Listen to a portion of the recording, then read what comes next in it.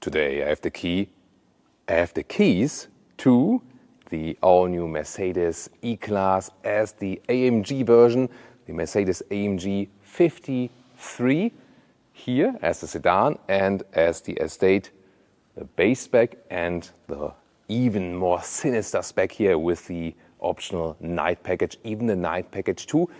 All the details you need to know about the performance and also 4-cylinder or 6-cylinder or 8-cylinder. We're going to find out here with Thomas Nautical in 4K, full screen, full length. Let's go here in the front of the sedan in Opalit White Magno. So it's a matte paint you can very well pet. I always love that petting sound of matte paint. It always also has the advantage when it's raining, then it kind of cleans itself. Then again, if you get small scratches, you can't really polish it. That's the disadvantage. Then here, the front grille, you can see here, standard in illumination. It's available for the E-Class in general, standard then here for the AMG model. Vertical fins, really strong styling. And you have two night packages. In the first one, the lower part here is in all black. In the second one, you also have these dark chrome elements. You basically have a chrome delete. That's how Tesla is calling it. And then you have these dark chrome also here around the grille, for example. Headlamps here with the digital light. It's the most elaborated light that Mercedes is offering at this moment. And when we take a look here in the front, this is also in the blacked out AMG logo on top of the hood. And we can see these power dome lines for the really strong accentuation on the front hood. Also, you can see already here wider wheel arches, also a wider track in general, both front and in the rear, to give you more performance on the road and also for a stronger sense. Wheels would start 19-inch, optional 20-inch. Soon you're going to see that with the estate model. And this is here the top wheel, 21-inch forged, also with the red brake calipers. The brakes are, of course, bigger as well for better performance. And you have the design element right here. It says turbo hybrid. What's that supposed to mean? We're going to find out very soon. Here we can also get carbon fiber for the side mirror caps and blacked out frames. This is here then the typical sedan style. And look at that really strong design line right there. 4.95 meters or 195 inches is the length. That's the same with the normal E-Class. If we come around the rear right there, first of all, I leave the light out that you can see the light signature, which is forming these Mercedes stars here in the rear. That looks really beautiful. Once again, in this night package 2, this top part here is also dark chromed out. And now I'll give you some light. Wait a minute. There we go. Then we can see the rear a little bit better. And here also in the lower part, we can see the round tips, but these are just the design tips. The real exhaust is on the inside, and that means a job for the Autogefühl fake exhaust police. Yeah, if we really look closer in there, and that the exhaust tips are also in the dark chrome. This is already with the AMG Night Package 1. So yeah, it's really hard to differentiate what comes with the Night Pack 1 and 2. So either scroll back or check the price list for half an hour. Turning indicator check in the front. Really wide and visible. Pretty cool, right? In the rear, well, maybe not as cool as in the front, isn't it? This is now very interesting. First of all, this is Alpine Grey. It's also one of my favorite colors. It just looks really cool, both on normal Mercedes models and also on the AMG performance models. And this is, so to speak, also then the base trim. Here, the vertical fins once again, but then we have chrome around the frame. So this is a somewhat like elegant, sporty look, whereas with the double night package, we have the all sinister look. And you can see that also in the lower part, we have the chrome accentuations. So which one do you like better? Are you more team chrome or team black? Tell me in the comments. Then towards the side profile, these here are the 20-inch wheels, so just one option step. I think already gives you a great look. You always think about when you go too big from the wheel, it also reduces the comfort. Talking about comfort, you get adaptive suspension as standard. And this one here is the estate, obviously, as you see, so the so-called T-Modell. Listen and repeat, T-Modell. That's how we call the Mercedes estates in German. And you still have a very sporty look, although it's then the Kombi. Yeah, that's the estate, wagon, estate we say in UK, wagon in North America, Kombi, that's the German word. By the way, what's also standard here for the rear axle is the rear axle steering.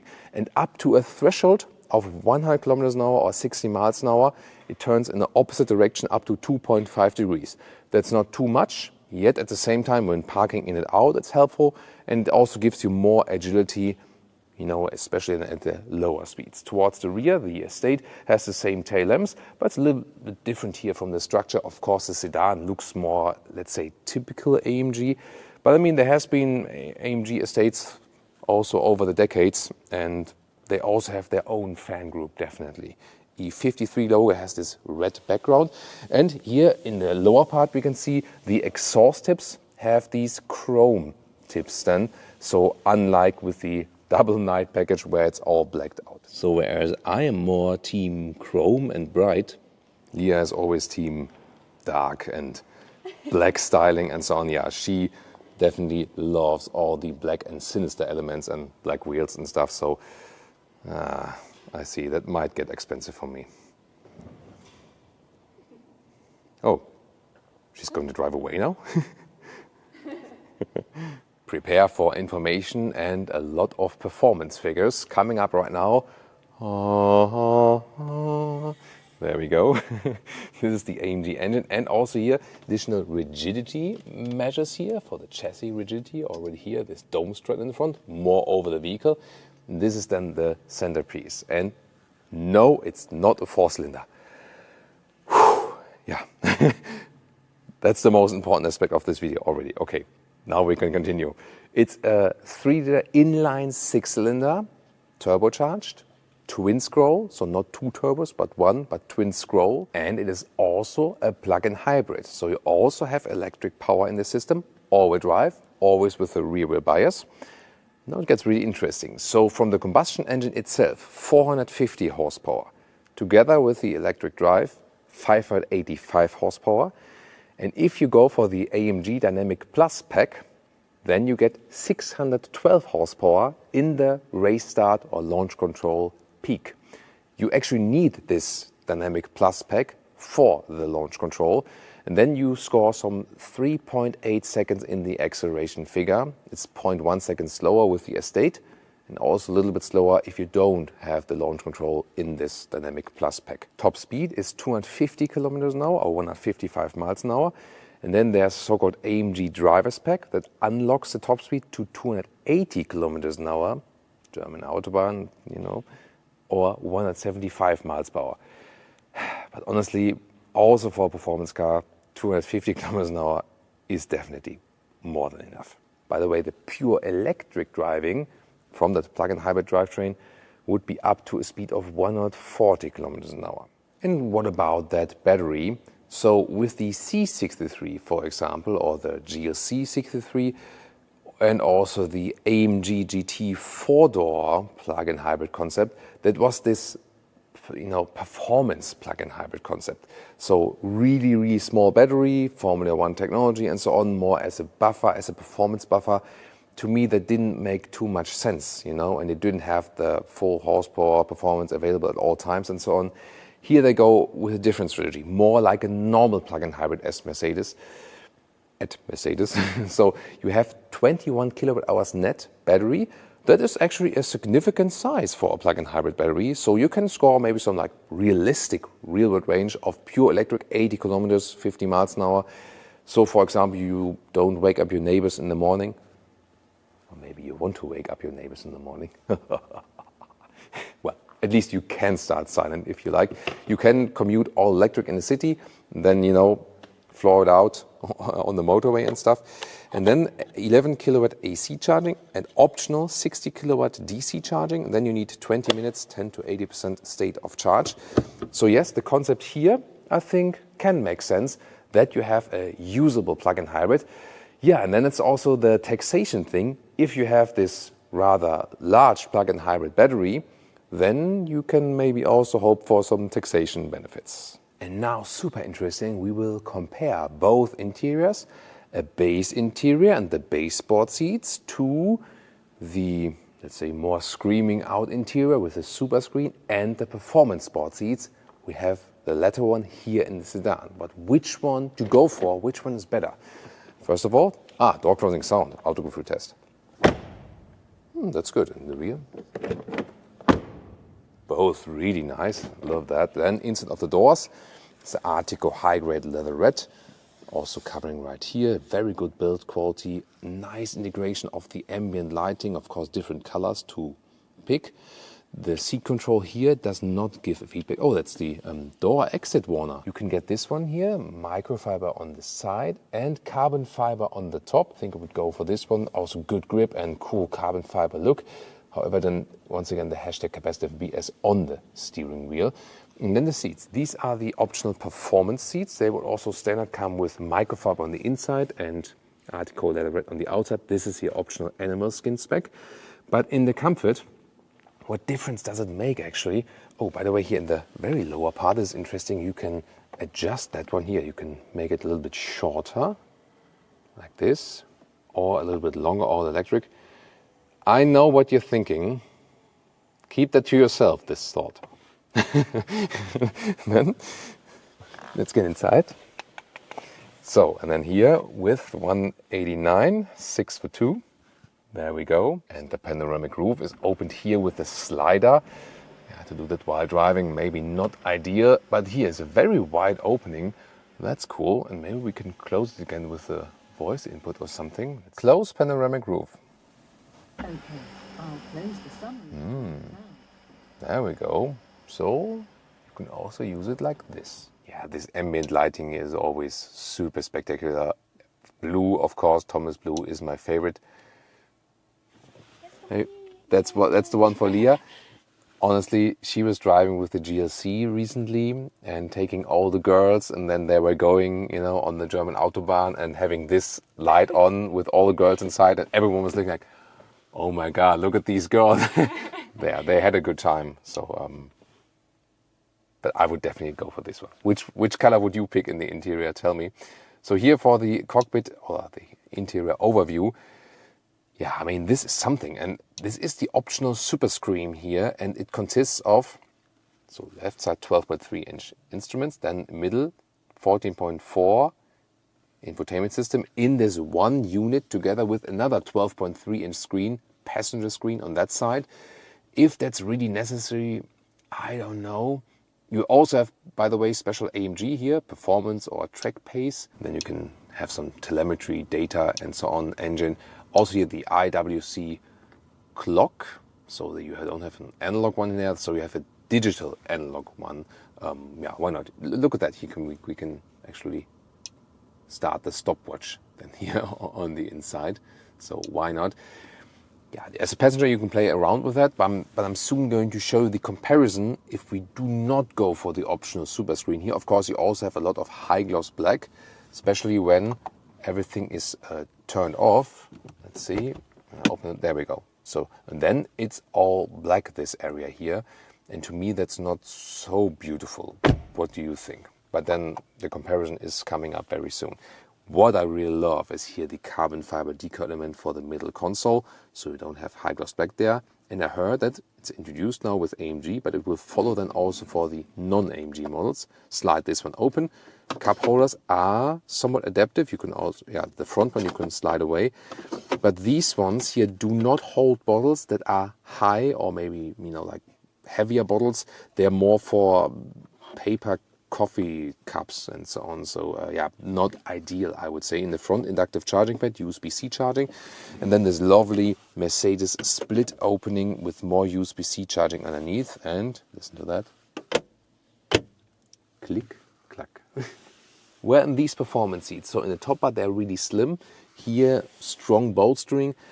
But overall, I have to say, it's really stiff, So with the microfiber, it adapts a little bit better to the body. So if you go for the performance seats, pick the microfiber standard. I heard it should also be available in the US, North American market. We have to see if that's really true at a later stage. But it's a really stiff experience. Really? Yeah, we're soon going to compare that one then to the normal sport seats. By the way, the steering wheel here, shifting pedals. Nice clicking sound as well, and also electronically adjustable. And of course, important for an AMG model, you also have these gauges here directly on the steering wheel to pick the driving modes. And then you can also see them switching here in the infotainment system. So a problem with the infotainment is that the temperature control is always in the lower part here and you need 2 clicks. So that's a little bit complicated. Okay. What the heck? For real? About that. And then the rest of the menu here, they simplified a little bit, bigger icons. So that's then actually easy to pick. Apple CarPlay, Android Auto connection, of course available, also wireless. Pretty cool, however, when you switch the temperature, here you have this visualization, colder or warmer. Or is it too much for you? So when you use the key fob here or you slide, then these handles open and they are also illuminated. That's cool. Overall, I think it's always a little bit complicated because it happened to me also when I was, trying to open the vehicle like this. In that moment, it was locking itself, and then this happens. In most of the cases, it doesn't happen. It also doesn't hurt that much, but maybe it's also over-engineering. And then here, the second interior for today, the base interior, so to speak. And we also have a different color scheme. You can also pick between different ones. Steering wheel is in this case then not the performance steering wheel with the microfiber and the carbon, but the form itself is the same. Yeah, definitely here I would pick the microfiber and the carbon fiber. But what? Oh, look at that. Different decal element. This is here matte wood. And here more matte wood indeed. First of all on the middle console. Like the matte paint on the outside, but even better here with the open cell atmosphere. See you in 5 minutes. I'm busy, sorry. And this is also the base setup here. You still get 14.4-inch screen on the middle part. Yes, you have these bezels in, but then you have a great decor element and not that passenger screen. And I think that looks so much better, doesn't it? Or am I the only one? Tell me in the comments. And you also have the illuminated AMG badge here. And when I give some shadow here, so in the dark, you can see that there's even something shining behind. And then we have the normal sport seats. So they are not that performance seats alike. You can also adjust the head restraint here in the top part. They are a little bit softer, definitely, also from the Einsitzhöhe. Listen and repeat. Einsitzhöhe, that's like the height of the bolster underneath the cover. And so much more comfortable in comparison. You really have to go for these ones. So best configuration to me would be base setup. Here also exterior, I would feel, interior as well. And you have the decor element here with a one screen only then in this case in the middle, not the passenger screen. Normal sport seats and then with microfiber on the inside. So it's more breathable in summertime, not as cold in wintertime. And it also gives you more comfort from the surface. And then the sport seats without the performance option. This, I think, would be, it would actually be the cheapest, but yet at the same time most comfortable choice. What do you think? Rear seating, first of all, here the high-grade leatherette covering at the top part of the doors, then a nice ambient lighting integration, a lot of high gloss black then here though, and also felt covering on the inside of the rear doors here, like that. And these are here the performance seats in the sedan. So not too much legroom left here, so they do cause some space, I feel. And then headroom here, sedan plus panoramic roof. There's still, I can put a hand over my head with 189 or 6'2". Decently comfortable, definitely, and very good, as for the build quality, I have to say. And here you can slide out these cup holders then.